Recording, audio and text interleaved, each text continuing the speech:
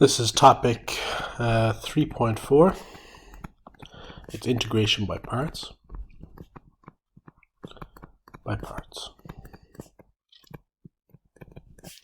So, just looking briefly at the question they gave you here, they want you to integrate f is equal to u multiplied by v prime. That means the derivative of v, or that's what they mean by dv. And they're giving you the u and they're giving you the dv. So what they're actually asking you to integrate there in question 1, part A,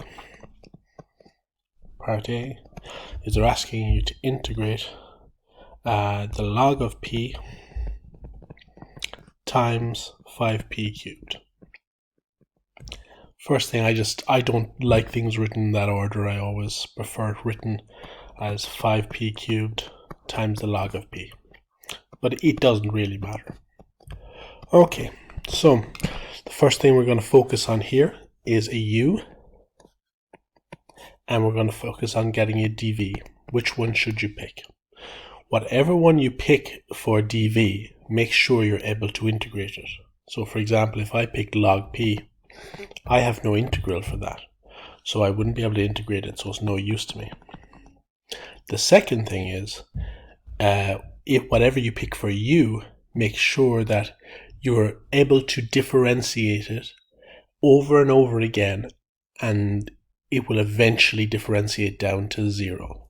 What do I mean by that? If I, for example, let u is equal to cos x, well, when I differentiate it, it's equal to minus sine x.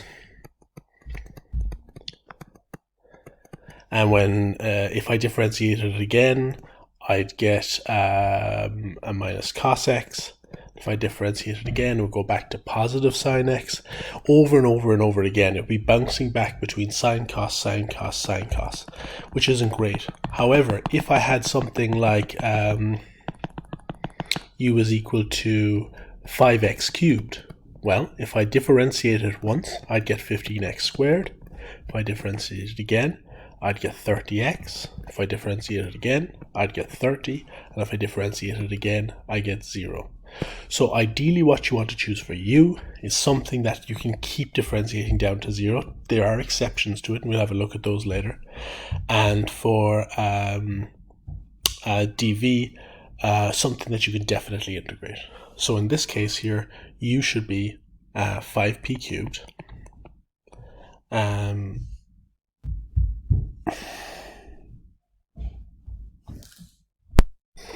Okay, so in the first question 1, part A here, in topic 3.4, integration by parts, you're given a u of x and a v prime of p.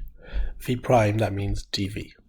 Okay, and they want you to integrate a u dv function. So what they're saying here is they want you to integrate, well, what's a u? That's log of p, and v prime, that's dv, which is 5p cubed. Now, just for me, I prefer having things written in a different order. I would just like to put my 5p cubed in front, so it doesn't look like my p is multiplying, because the 5p cubed is multiplying the entire log, and it's just a personal preference for me. Okay, the next thing we do is we have to choose a u and a dv. Now, choosing a u and dv, whatever you choose for dv, make sure you can integrate it. For example, if I choose log p as dv, I won't be able to integrate it, so that'll be a poor choice. Also, whatever you choose for u, you need to be able to keep integrating it over and over again to a smaller and smaller value, eventually heading to 0 ideally. That'll be the ideal one to choose for u. But anyway, we'll choose dv first, something that I can definitely integrate. It'll have to be 5p cubed because I can't integrate logs, which means my u has to be the log of p. So we do our derivative. du dp equals 1 over p according to our tables. So du equals 1 over p dp. Now dv, I integrate dv, I raise the power and divide by the new power. So 5p to the power of 4 over 4. And I know the integral of dv is v. So v is equal to 5p to to the power of 4 over 4. Now my important pieces here are my u, my du, my dv, and my v. So now we just apply our integration by parts formula.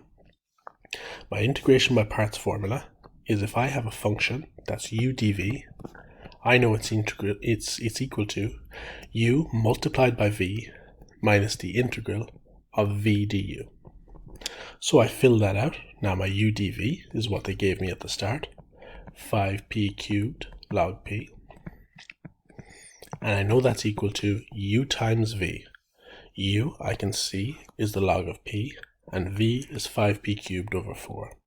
So the log of p multiplied by 5p to the power of 4 over 4, minus the integral of v du. So v is 5 to the power of 4 over 4, multiplied by du, which is 1 over p dp. Okay, so I'll tidy all of that up. I'll multiply in here, so remember, log of p, if I wanted to make that a fraction, it would just be log of p over 1. So when I'm multiplying fractions, top by top, bottom by bottom, so that's 5p to the power of 4 log of p over 4. And minus the integral of, I'll tidy this up as well. So it's 5p to the power of 4 by 1 is 5p to the power of 4. 4 by p is 4p. And that's dp.